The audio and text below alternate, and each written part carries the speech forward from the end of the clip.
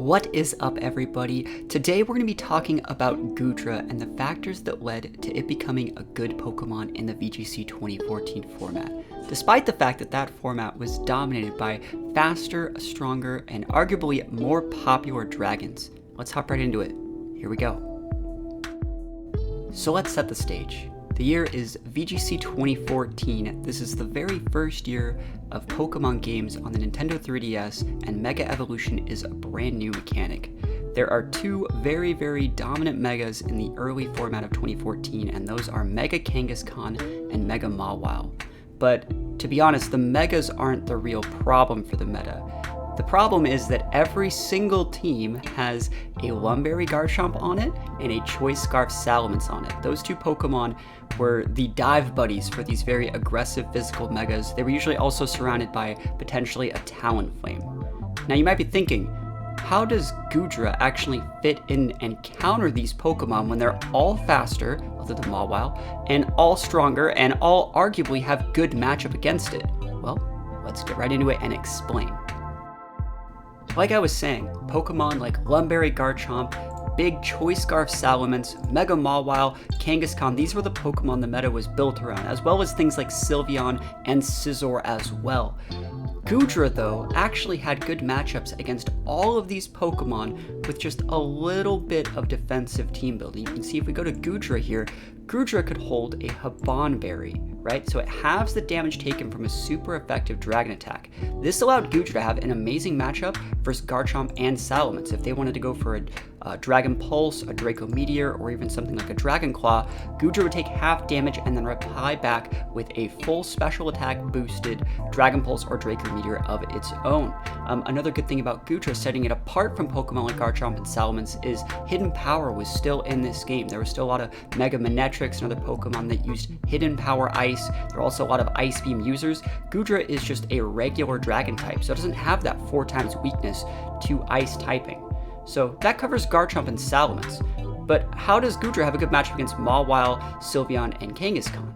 Well, you can see Goodra also gets access to moves like Flamethrower and Sludge Bomb. It was one of the only real mons that had this good of special coverage early on in 2014. You see, Mega Salamence is great. Yes, it has things like Hydro Pump and Flamethrower, but it doesn't have the Sludge Bomb to be able to potentially deal with Sylveon. And it doesn't have enough bulk to actually be able to fight the Mega Mawile after like potentially intimidating it or putting up a light screen or a reflect. So I think that this is one of the reasons why Goodra, it just had the coverage to be able to deal with a bunch of the other, more defensive fairy types in the meta. And the last thing that set Goodra apart from Garchomp and Salamence, made it actually a really good Pokemon in this format, was that Goodra was the only one of these Pokemon that came with speed control. Goodra's ability Gooey is not one that we actually see used that often nowadays. Normally people like to use Sap Sipper. I've taken Hydration Goodra to Worlds in 2017, but Gooey, it says any Pokemon making contact with this Pokemon have their speed lowered by 1 stage. So when your opponent's using a Garchomp, you have your Goodra, they go for a Dragon Claw into you, you can Habanberry and do whatever you want. You don't even have to hit the Garchomp that turn, because Garchomp's going to get a speed drop, and then Goodra, with only 100 points of investment, is going to be able to outspeed Garchomp. Garchomp's going to go to a 112, so you're going to be able to outspeed that Garchomp next turn and take it out at your leisure. You can spend your time dealing with its partners, going for Flamethrower, Sludge Bomb, or just Dragon Pulsing the other Pokemon. I will also say another Pokemon that's not listed here is Rotom Wash. Rotom Wash was amazing in that format, and Goodra resisted both of its stab options, being Thunderbolt and Hydro Pump. So overall, Goodra was just a very defensively oriented Pokemon that dealt a ton of damage and was very sticky through the use of its Gooey ability, very hard to remove off the field. Another thing that Goodra really excelled at was if your opponent was using Kangaskhan, you could keep your Goodra in the back, switch in the Goodra on a Fake Out or a Power Up Punch, not take that much damage, get 2 Gooey hits, and then even be able to outspeed Kangaskhan with partners like Mawile or Sylveon in subsequent turns, because its speed stat would get cut in half.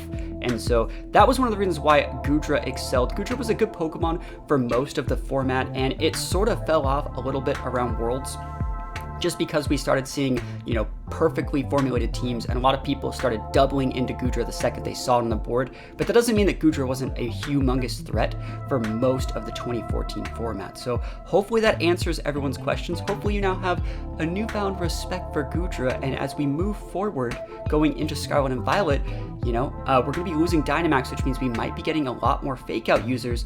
Think about bringing back the gooey Goodra and letting me know how it works in your own games. If you guys like this series and you want to see more, think about letting me know, and I'll do my best to make more. If you have any ideas, please think about leaving them in the comments as well. Other than that, thank you guys so much for watching. Peace out, and I'll see you guys next time.